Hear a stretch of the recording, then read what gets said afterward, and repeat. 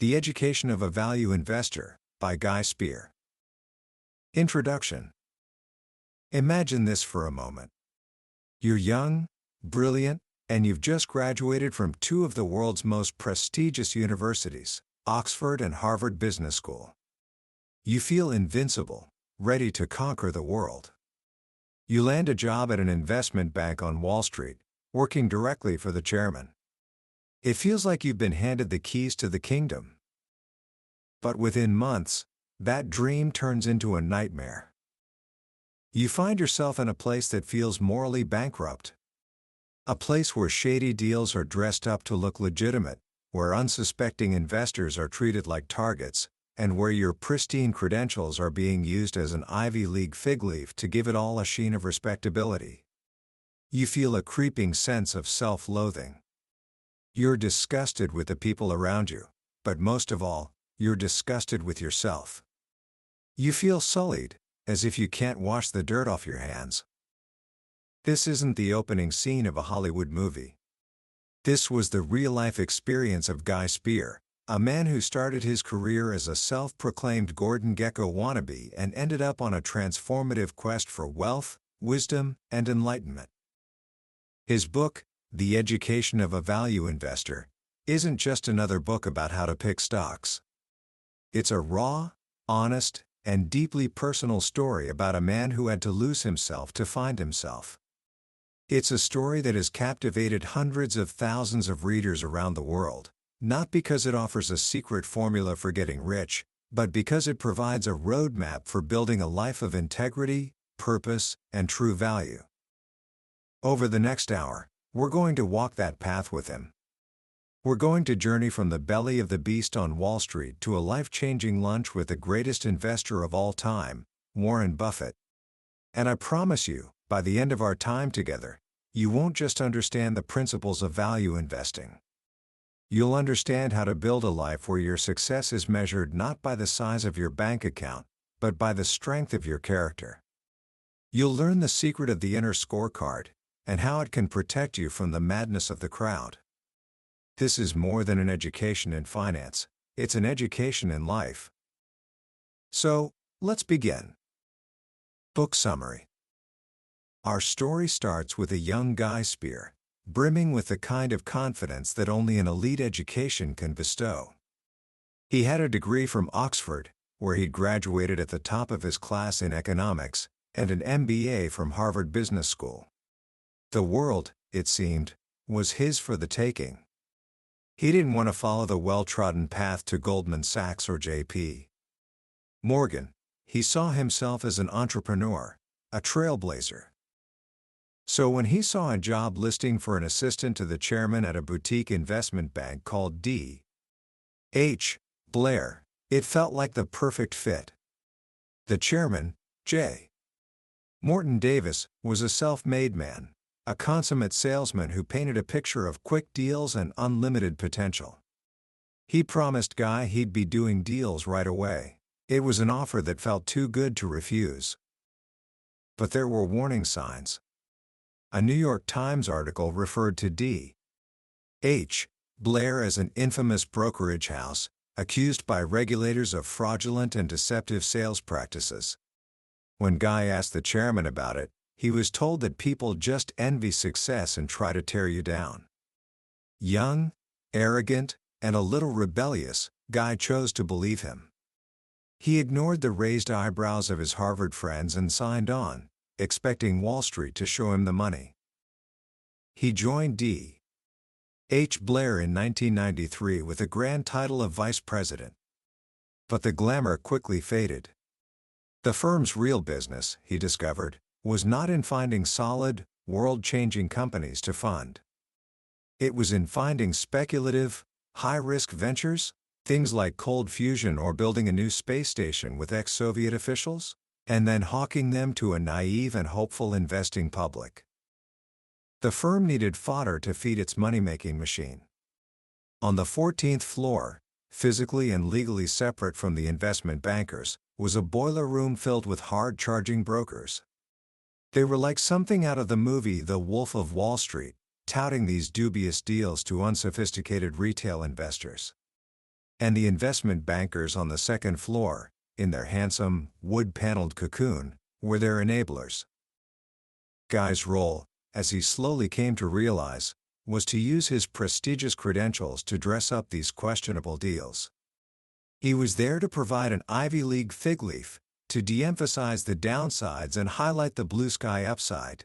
His job wasn't to be a careful analyst, it was to help sell a story. He felt himself teetering on the edge of a moral cliff. The environment was designed to get people to push boundaries. The logic was simple: if I'm not willing to do this, someone else will. It's a pattern repeated time and again on Wall Street. Bright, ambitious people, through greed or naivete, stray into gray areas. Guy was trapped. He was miserable, but the thought of quitting was unbearable. It would be an admission of failure. More than anything, he was motivated by how other people viewed him, not how he viewed himself. He was living his life according to what Warren Buffett would later call the outer scorecard, that constant need for public approval and recognition, which so easily leads us down the wrong path. If he had been living by an inner scorecard, a personal code of integrity, he would have run for the hills. But he was desperate to look successful. His breaking point came with a company called Telekips. It was a rare, legitimate deal he had found, a company with a solid idea. But he watched in horror as his own firm, D.H. Blair, strung the management team along, waiting until they were desperate for cash before changing the terms of the deal, lowering the valuation, and demanding heftier fees. The company had no choice but to accept. Guy was incensed and disgusted, not least with himself. He had lost the trust of the very people he was trying to help. The 18 gut-wrenching months he spent at D.H. Blair destroyed the pristine reputation he had so carefully built at Oxford and Harvard. For years afterward, he felt sullied by the experience, as if he couldn't wash the dirt off his hands. He says, "We like to think that we change our environment, but the truth is that it changes us. So we have to be extraordinarily careful to choose the right environment." This painful experience, this toxic shock, became the most important part of his education. It was a lesson he could never have learned in a classroom. He learned that reputation is everything. As Buffett once said, it takes 20 years to build a reputation and 5 minutes to ruin it. If you think about that, you'll do things differently. And it was in this dark place, this moment of deep disillusionment, that he found a lifeline. Looking for an escape from his desk at lunchtime, he would wander into a business bookshop on Broadway. One day, he picked up a book by Benjamin Graham called The Intelligent Investor, which had a preface by Warren Buffett. He could not put it down. Graham spoke of owning a stock not as a piece of paper to trade, but as a share in a real business. He talked about treating Mr. Market like a manic depressive, someone whose moods veer between fear and greed, and using those moods to your advantage. For Guy, this value investing philosophy made so much sense it felt self-evident. Soon after, he read Roger Lowenstein's biography, Buffett, The Making of an American Capitalist. He was captivated. Here was a man who lived and worked in a way that was the complete opposite of the snake pit Guy found himself in. Buffett wasn't hustling for fees or stabbing his peers in the back. He was operating from a place of integrity, patience, and rationality. It was as if Buffett were holding out a hand to pull him out of the moral quagmire. Guy clung to him for dear life. This was the beginning of his journey out of the darkness. But first, he had to figure out how he had gotten there. What possessed a supposedly smart person to do something so spectacularly foolish? This was the start of his inward journey. And one of the first things he realized was that his elite education had, in some ways, left him dangerously vulnerable. At Oxford and Harvard, he had been trained to win an academic game. He learned to dazzle intellectually, to come back with quick, sharp answers that would earn the approval of his peers and professors. He was driven entirely by that outer scorecard. This is a dangerous weakness for an investor, because value investing requires you to go your own way, to see where the crowd is wrong. To become a good investor, he would need to learn to measure himself by an inner scorecard, to find acceptance not from others, but from within himself. His education had also filled his head with elegant economic theories, like the efficient markets hypothesis. This theory says that stock prices reflect all available information, which means there are no bargains to be found. It's a powerful idea in a classroom, but in the real world, it's simply not true. Clinging to this theory made him so arrogant that when Warren Buffett came to speak at Harvard, Guy dismissed him as a speculator who just got lucky. He didn't even sit down during the lecture. His fragile ego was more important than the opportunity to learn from a master. It was only after being humbled and humiliated at D.H. Blair that his mind was open enough to re-examine everything he believed. The worst decision of his life turned out to be a gift. It showed him, in a raw and unvarnished form, everything that was wrong with Wall Street and with himself. And it opened him up to the principles of Warren Buffett, which would change his life forever. After leaving D.H. Blair, Guy found himself unemployable. The stain on his resume was impossible to wash out. Wall Street insiders saw him as either too stupid to know what was going on at the firm, or too dangerous to hire. The rejections piled up, and he began to feel like a leper. He was stuck. And it was at this low point that his re-education began in the most unexpected way, with the self-help guru Tony Robbins. Intellectual snobbery almost made him dismiss Robbins as a crass American quack. But friends with stellar academic pedigrees convinced him to attend a seminar called Unleash the Power Within. Skeptical, he stood at the back as 2,000 people jumped up and down, yelling things like, "Yes, I am a force for good." It felt like a cult. But over several hours, Robbins won him over with his sheer authenticity. He was transparent about his motives, admitting he wanted to make money but, even more, he wanted to help people. That first night, in an altered state of intense determination, Guy and the other attendees walked across a 20-foot bed of red-hot embers. He doesn't know the scientific explanation for why their feet didn't burn, but for him, it was a transformative experience. The firewalk became a metaphor for how he could break through his limitations. A goal that seems impossible one moment can become possible the next, if you devote every ounce of your being to it. Robbins hammered into his head that if you're stuck, you have to just do it. Just make a move. Any move. This was exactly what Guy needed to hear. His academic training had left him with a bias for analysis paralysis. Now, he was learning to act. He started voraciously reading other self-help books, like Dale Carnegie's How to Win Friends and Influence People, a book Buffett himself credits with changing his life, and Napoleon Hill's Think and Grow Rich. These books became his life instruction manuals, teaching him a more practical way of thinking about human nature. He was uneducating himself, dropping his narrow prejudices and beginning to learn from everyone. He also started taking practical steps. He joined the New York Society of Securities Analysts. He bought software to screen for Ben Graham-style net stocks. He pored over value line reports and bought his first stock, the Burlington Coat Factory. He was captivated by the idea that a stock wasn't just a piece of paper, but part ownership in a real business. He began to see that there was a small ecosystem of value investors out there who operated with the same integrity as Buffett.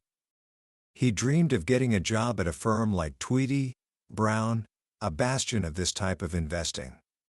They didn't have a job for him, but they gave him a copy of Buffett's classic essay, The Super Investors of Graham and Doddsville. In it, he discovered another legendary firm, Rowan Cunniff, which managed the Sequoia Fund. He managed to get a single share of the Sequoia Fund on eBay so he could attend their annual meetings. The goal wasn't just to make money, it was about choosing to have certain people in his life who embodied the values he admired. He was learning to create the right environment, to tilt the playing field in his favor. But his most powerful tool of re-education came from a simple question he started asking himself, over and over: what would Warren Buffett do if he were in my shoes? He didn't just ask this idly. He would sit at his desk and actively imagine he was Buffett. He would picture what Buffett would do first. This is a process Tony Robbins calls modeling. The ability to mimic is one of the most powerful ways humans advance. As Guy discovered, you don't even need your heroes to be accessible. You can get many of the benefits of mentorship just by studying them relentlessly. The minute he started mirroring Buffett, his life changed. It was as if he had tuned into a different frequency. His behavior shifted. He was no longer stuck. Imagining he was Buffett, he started studying the companies in Berkshire Hathaway's portfolio: Coca-Cola, American Express, Gillette.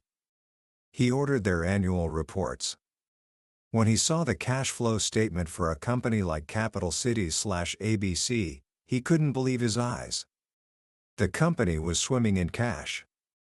It felt as if he were embarking on a second MBA. He flew to Omaha for his first Berkshire Hathaway annual meeting, not knowing a soul. He felt a giddy, childlike joy driving past Buffett's modest house and dining at his favorite steakhouse. He had emerged from the desert and found his promised land. Then, one day, his father called. He had seen Guy's mounting fascination with investing and said, "Guy, if you don't break out on your own now, you'd be completely nuts." He entrusted Guy with about $1 million of his life savings. A year later, with additional investments from business associates, the Aquamarine Fund was born with around $15 million in assets. He was finally doing what he felt he was born to do. But now, the real test would begin. Starting his own fund, Guy was determined to do things the right way. He consciously modeled Buffett, creating only one fund so he would have only one track record, with no place to hide. He invested almost 100% of his own net worth in the fund, truly eating his own cooking. But he was still in New York. And it was easy to get sucked into the vortex of the New York financial world, with its skewed values and seductions. He believed he could use the force of his intellect to rise above his environment. He was wrong. As he gradually discovered, our environment is much stronger than our intellect. His advisors, steeped in the industry standard, convinced him to adopt a typical hedge fund fee structure, a 1% annual management fee plus 20% of the profits. This subtly misaligned his interests with his shareholders. Buffett's original partnership charged no management fee and only took a share of the profits above a certain return. Guy knew this was a better model, but he allowed himself to be swayed by the crowd. It was a mistake that would haunt him later. For the first few years, he worked in blissful isolation from his apartment, and his returns were decent. He avoided the tech bubble of the late 1990s, protected by the common sense of the value investors he now had in his orbit. His fund grew to over $50 million, and he started to get noticed. Wall Street, which he wasn't interested in, became interested in him. And this was a mixed blessing. He was dangerously flattered. People started comparing him to other rising stars from his Harvard class, like Bill Ackman. The competitive juices started flowing. He felt a deep, avaricious need for size and status. The green-eyed monster of envy had gotten the better of him. As Charlie Munger says, envy is the only one of the 7 deadly sins that isn't any fun. It's 100% destructive. For an investor, it's a silent killer. It leads you to behave in ways you wouldn't otherwise. Guy wanted people to see him managing billions, just like his peers. He lost his way. He rented a plush office in Carnegie Hall Tower, driving up his expenses. He hired staff. He rented a Bloomberg terminal, the informational equivalent, he says, of smoking crack cocaine. Envy and pride are expensive flaws. He was chasing false idols, trying to feel better about himself by acquiring the trappings of success. He was back to measuring himself by that outer scorecard. Fortunately, he also got some things right. He began to surround himself with a mastermind group of investors, a weekly forum they called the POS. It included people like David Eigen, Ken Schubinstein, and occasionally Bill Ackman. They would meet to debate and dissect stock ideas. This expanded his knowledge far beyond what he could learn from a book and produced friendships that became a source of competitive strength. This group saved him from a big mistake with a company called Farmer Mac. Guy thought it was an undiscovered gem, a smaller version of government-sponsored enterprises like Fannie Mae and Freddie Mac. But Bill Ackman, a brilliant and intense analyst, had researched the company until 4 a.m. and came to the opposite conclusion. He was shorting the stock, convinced it was going to zero. Ackman walked Guy through his analysis, showing him a shelf filled with a decade's worth of annotated filings. He explained why Farmer Mac was nothing like Freddie and Fannie. Its packages of farm loans were far riskier than they seemed. Guy felt his stomach turn. He realized he didn't understand nearly enough about the company to justify owning it. That day, he sold his entire position at a profit. He had been saved by his network. But then he got carried away. He joined Ackman in the combat sport of shorting the stock, asking pointed questions on conference calls and talking to the New York Times. He felt a self-righteous indignation that, in retrospect, didn't reflect well on him. His goal was to compound money for his shareholders, not to be an avenging moral crusader. He got his comeuppance when he was roped into a government investigation into hedge funds allegedly manipulating stock prices. It went nowhere, but it was a stressful, expensive distraction. Life, he realized, was too short for this sort of conflict.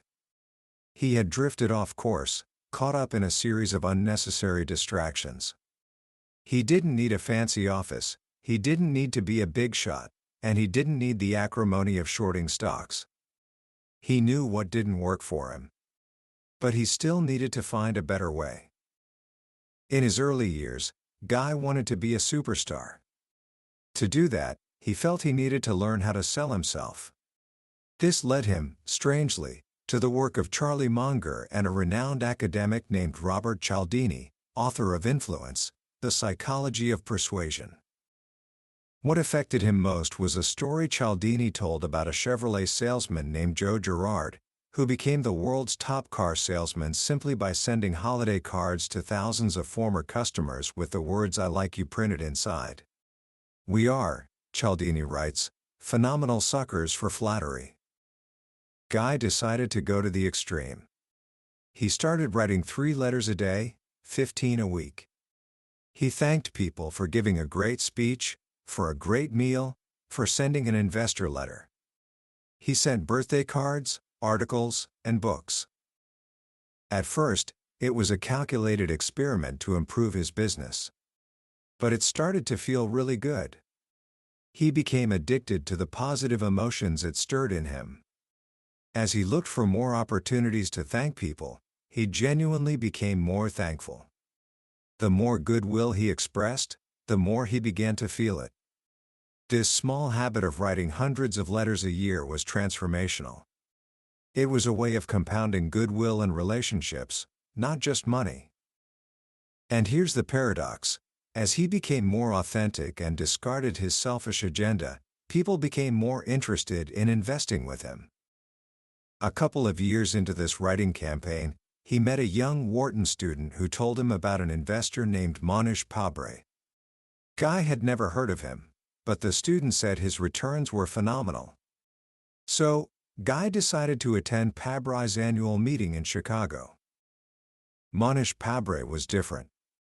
An immigrant from India, he had built and sold an IT business before setting up his own investment firm in 1999, which he modeled meticulously on Buffett's original partnerships. His returns were superb. But Guy was equally struck by his understated, unconventional style. The meeting wasn't in a fancy hotel. It was in a restaurant near the airport on a weekend. Guests were dressed casually. Monish wasn't there to sell. He was there to teach. He spoke honestly and straightforwardly, unafraid of what anyone might think. He was comfortable with who he was. After the meeting, Guy went home and wrote Monish a short, handwritten thank you note. It was one of a dozen he sent that week. He had no agenda and expected nothing in return. 6 months later, Monish emailed him. He was going to be in Connecticut. Did Guy want to meet for dinner? That meal with Monish Pabri altered the trajectory of Guy's life.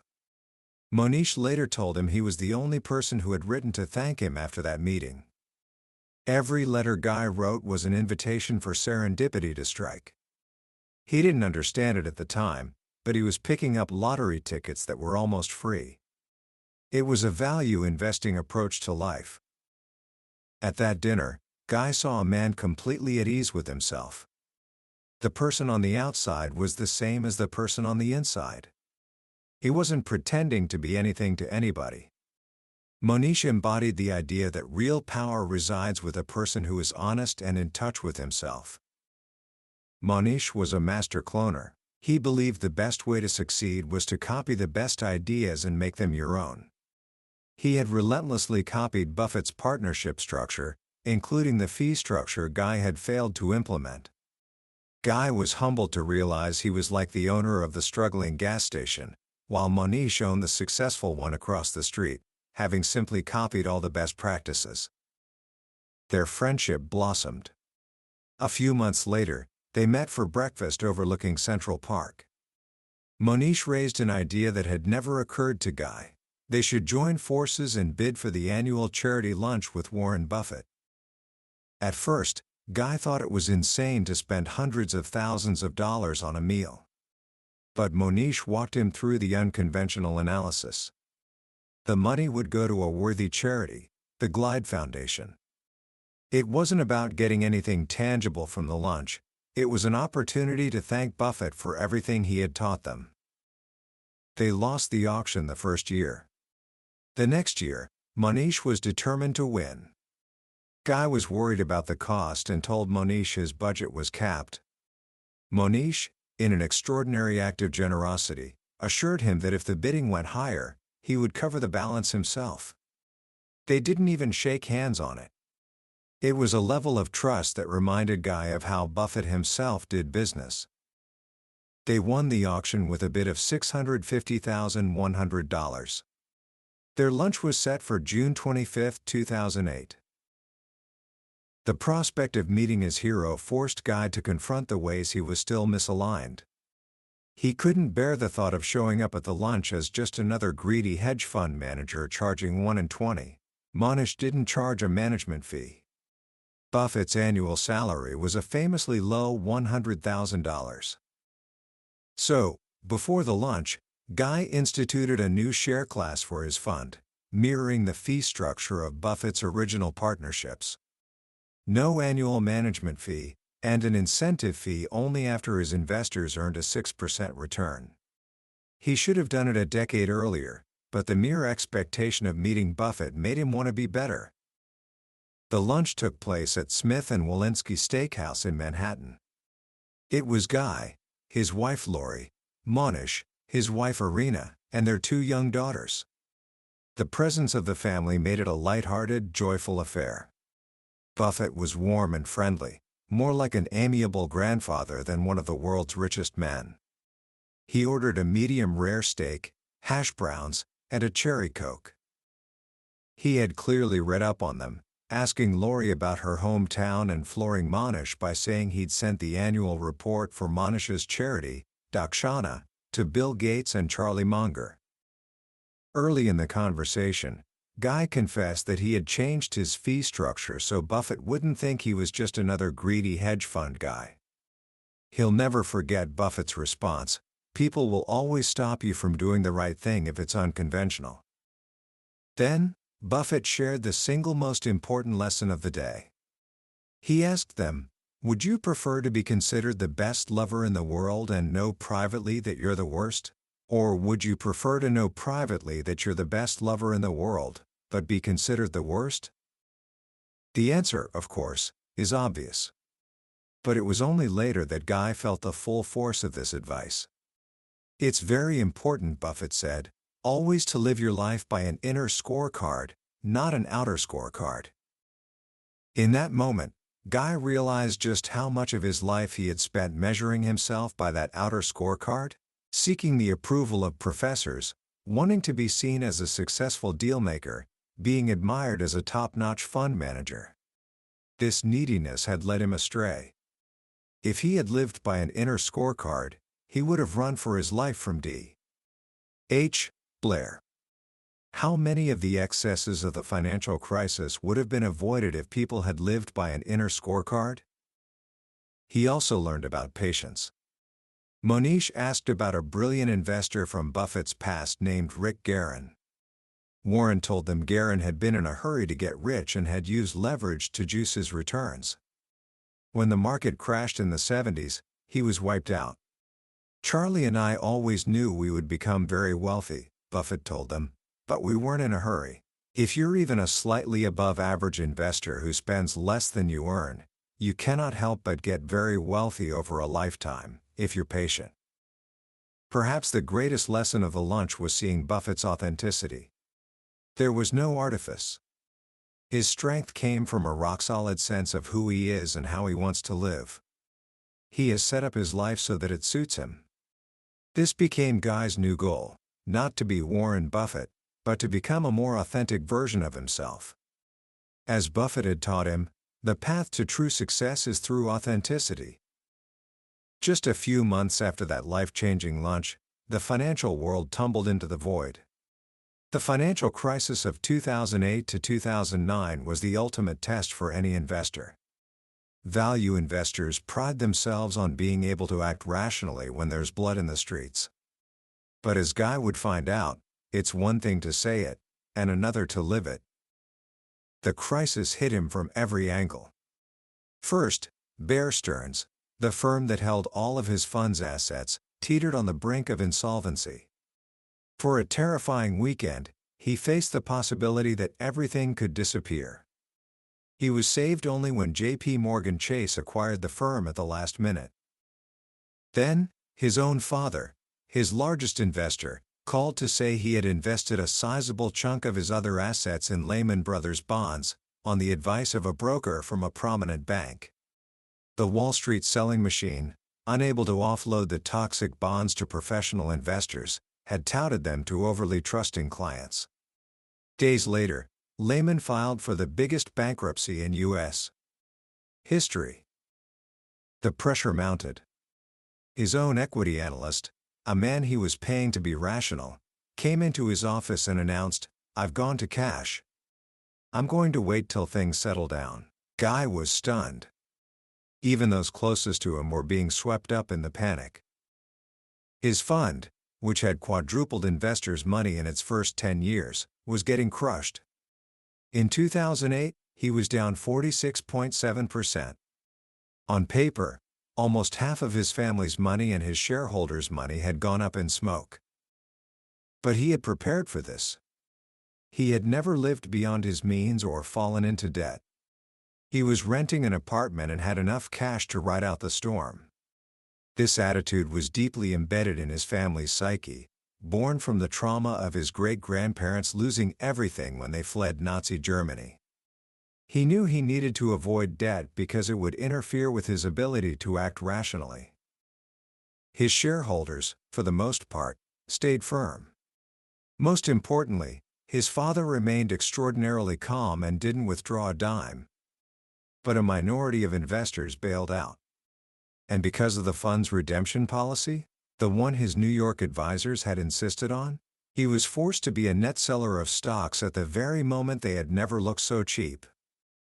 At that moment, what he envied most about Buffett was not his intelligence, but his structural advantage. Berkshire Hathaway is a company with permanent capital. Buffett didn't have to worry about redemptions. He was free to make enormous investments at the perfect moment. Monish, too, had a better structure. allowing redemptions only once a year. 10 years after founding his fund, Guy was paying the price for not cloning Buffett's structure perfectly from the start. He also envied Buffett's physical detachment in Omaha, far from the madding crowd. Guy's own office in Manhattan's Carnegie Hall Tower was at the heart of the crisis, filled with fearful investment professionals. The palpable gloom was infectious. He managed to keep his wits about him by modeling his heroes. He read the meditations of the Stoic philosopher Marcus Aurelius, who wrote of welcoming adversity as an opportunity to prove one's courage. Confident in his analysis, he held on to his core investments and rode them to massive gains in the years that followed. And, with the help of Monisha's brilliant analysis, he started buying incredibly cheap stocks. It was, he says, like shooting fish in a barrel. The financial crisis may well have been a once-in-a-lifetime opportunity. On the investing front, he had acquitted himself well. But the crisis had shown him that investment success wasn't just about identifying great stock ideas. He had to create the best possible environment for himself, physically, intellectually, and emotionally, so he could operate more effectively. He couldn't clone Buffett's intelligence, but he could clone his environment. So, he decided to hit the reset button. 6 months after the lunch with Buffett, he left New York for Zurich, Switzerland. The move to Zurich was about creating his own version of Omaha. He realized that the human brain is a confounded thing, woefully ill-suited to the task of investing. Our rational neocortex, what the psychologist Daniel Kahneman calls thinking slow, is easily bypassed by the subrational, instinctive part of the brain, the thinking fast system that evolved to help our ancestors survive in the wilderness. Money-related issues often activate these primitive survival routines. Knowing this, Guy realized his only advantage was the humble realization of just how flawed his brain really is.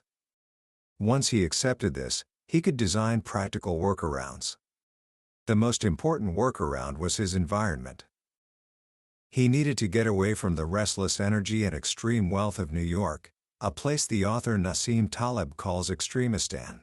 The disparity between your wealth and your neighbors can play a huge role in your happiness, triggering envy and a temptation to swing for the fences. He chose Zurich, a place he saw as mediocristan, where life is more mundane. Boring is good. As an investor, that's exactly what he wanted. He needed a plain, unobtrusive background that wasn't overly exciting.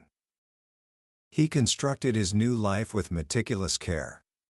He chose an office a 12-minute walk from his home, just outside the city center, mirroring Buffett and Pabrai.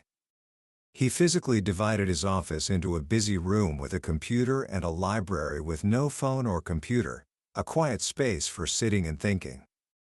He adorned his office with a bust of Charlie Munger and photos of Buffett and his first investors, using these images as subconscious cues to activate their presence in his mind. He learned to manage his relationship with the informational fire hose. He relegated his Bloomberg terminal to a standing desk in the busy room, making it uncomfortable to use for long periods. He now often goes weeks without turning it on at all. He stopped checking stock prices constantly, realizing that the constant movement is a call to action that depletes his limited willpower. The rule became, check stock prices as infrequently as possible. He also created a set of simple, robust rules to protect himself from his own worst instincts. These rules became his investing tools. Rule 1: if someone tries to sell you something, don't buy it. His brain, he admitted, is awful at making rational decisions when confronted with a gifted salesperson. So, he simply says, I have a rule that I don't allow myself to buy anything that's being sold to me. This eliminates IPOs, pitches from brokers, and even well-meaning suggestions from friends at cocktail parties if they have a personal agenda.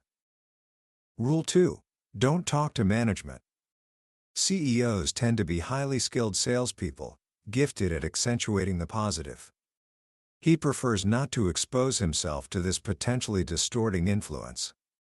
He can assess the quality of management in a more detached way by studying their track record in annual reports and public data. Rule 3. Gather investment research in the right order. The first idea to enter the brain tends to stick. So he starts with the most objective sources, the company's public filings, and only reads press coverage or analyst reports at the very end, after he has already formed his own impression. Rule 4. Never buy or sell stocks when the market is open. He needs to detach himself from the price action, which can stir up emotions. He emails his broker after hours and asks to trade at the average price for the next day. This keeps the market at a safe distance. Rule 5. If a stock tumbles after you buy it, don't sell it for 2 years. This rule, borrowed from Monish, acts as a circuit breaker. It forces him to be more careful before buying a stock, knowing he has to live with his mistakes. Rule 6. Don't talk about your current investments. Once you make a public statement, it's psychologically difficult to back away from it, even if you come to realize you were wrong. This commitment and consistency principle can trap you. But even with the right environment and the right rules, we're still going to mess up. This led him to his most powerful tool, the investor's checklist. The idea came from Monish, who had read an article by the surgeon Atul Gawande. Gawande described how doctors in intensive care were using simple checklists to avoid preventable mistakes in a field of extreme complexity. Monish had a eureka moment. Investing is also a field of extreme complexity where even super specialists routinely trip up. Together, they began to marshal a list of their own investing mistakes, trying to work out why they had happened. Monish even hired Harvard students to conduct a painstaking forensic investigation of the failed investments of 20 smart value investors. From this cornucopia of cock-ups, they designed checklist items to prevent them from repeating these mistakes. The checklist became the final circuit breaker in the decision-making process. Before pulling the trigger on any investment, Guy pulls out his list of about 70 items to see what he might be missing. It's not a shopping list of desirable attributes like "is the company cheap?" It's a survival tool, based on the haunting remembrance of things past. For example, after his blow-up with the CEO of IVSI, who was going through a bitter divorce, he added a checklist item. Are any of the key members of the company's management team going through a difficult personal experience that might radically affect their ability to act for the benefit of their shareholders? After his failed investment in Tupperware, which had a powerful sales model but an overpriced product, he added, "Is this company providing a win-win for its entire ecosystem?" After getting burned by his over-leveraged investment in CarMax, he added, "How could this business be affected by changes in other parts of the value chain that lie beyond the company's control?" And after overpaying for Smart Balance because he was seduced by a superstar CEO, he added, "Is this stock cheap enough not just in relative terms? Am I sure that I'm paying for the business as it is today, not for an excessively rosy expectation of where it might be in the future?" The checklist is a way of managing your own mind and guarding against your own proclivities. It needs to be based on this kind of deep self-awareness. This journey of transformation, from the moral maze of D.H. Blair to the quiet rationality of Zurich, wasn't just about building a better process. It was about becoming a better person.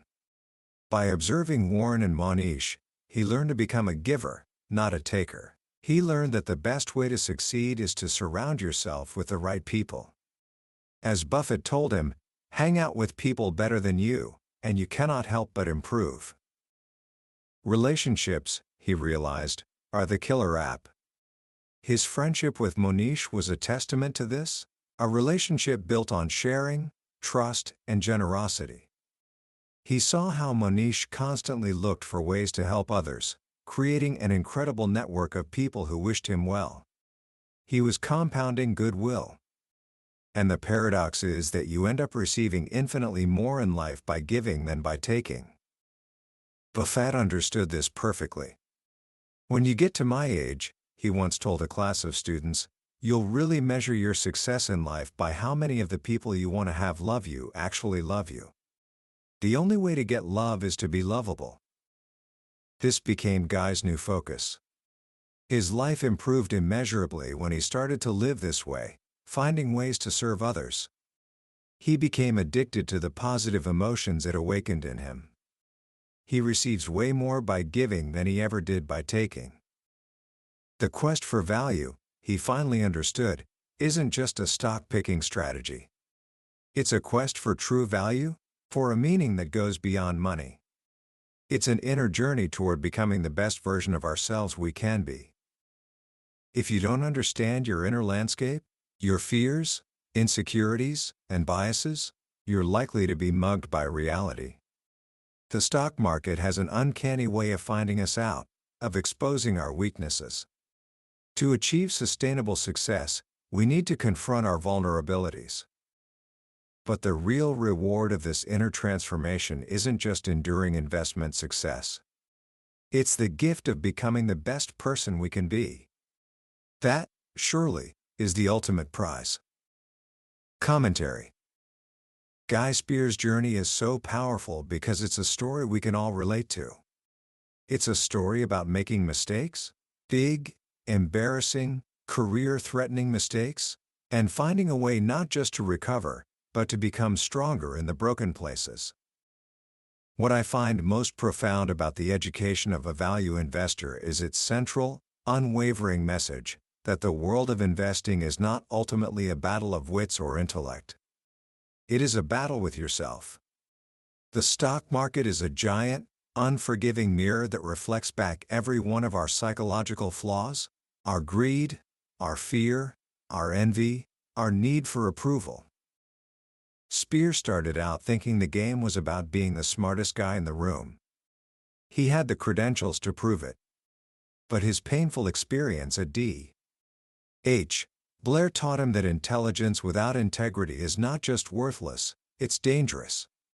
His journey away from the outer scorecard of public approval and toward the inner scorecard of personal character is the real education he received. This book isn't a manual filled with financial formulas. It's a guide to structuring your life in a way that allows your better self to win. Spier's obsession with creating the right environment, building checklists based on past failures, and surrounding himself with people better than him is a masterclass in humility. He admits his brain is flawed, that he is prone to irrationality, and instead of fighting it with sheer willpower, which he knows is a limited resource, he builds systems to protect himself from himself. That is true wisdom. The transformation from a taker to a giver is perhaps the most inspiring part of his story. He learns from Mohnish Pabrai and Warren Buffett that the most effective way to operate in the world, and the most joyful, is to constantly look for ways to help others. The compounding of goodwill, he discovers, yields returns far greater than any stock. So, how can we start applying these lessons in our own lives, right now? Here are 3 simple actions you can take today. First, begin to practice living by an inner scorecard. The next time you have to make a decision, big or small, pause and ask yourself, am I doing this to look good to others, or because it aligns with my own core values? Would I still make this choice if nobody ever knew about it? This simple question can be a powerful compass. Second, audit your environment. Think about the physical and social worlds you inhabit. What is one source of noise or distraction in your physical space that you can remove today to help you think more clearly? Maybe it's turning off notifications on your phone, or creating a dedicated quiet space for reading. And socially, think about the 5 people you spend the most time with. As Buffett says, you will move in their direction.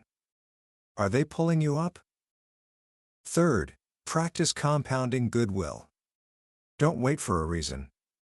Today, write one genuine, heartfelt thank you note or email to someone who has helped you, someone who doesn't expect it. Feel the shift inside you as you focus on gratitude and giving, with no agenda.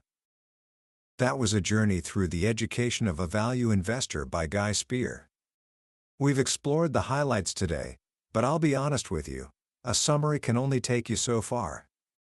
The real magic happens when you hold the book in your hands. It's in the quiet moments, when a particular story or a simple phrase connects with you in a way you didn't expect. This podcast is designed to help you decide if a book is worth your time.